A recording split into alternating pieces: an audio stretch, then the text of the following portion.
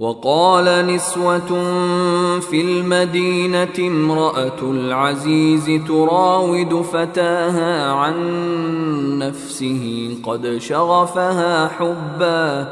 إنا لنراها في ضلال مبين۔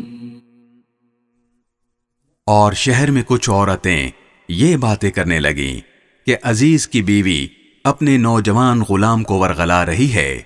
اس نوجوان کی محبت نے اسے فریفتہ کر لیا ہے، ہمارے خیال میں تو یقینی طور پر وہ کھلی گمراہی میں مبتلا ہے۔ فلما سمعت بمكرهن أرسلت إليهن وأعتدت لهن متكئا وآتت كل واحدة منهن سكينا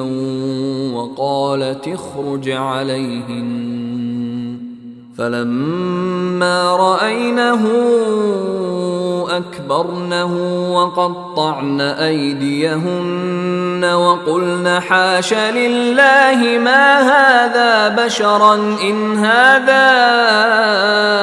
إلا ملك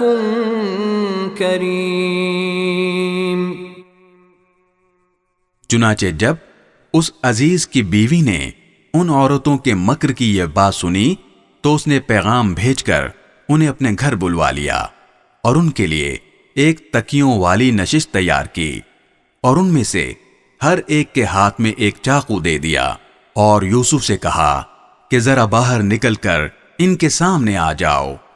اب جو ان عورتوں نے یوسف کو دیکھا تو انہیں حیرت انگیز حد تک حسین پایا اور ان کے حسن سے مبہوت ہو کر اپنے ہاتھ کاٹ ڈالے اور بول اٹھے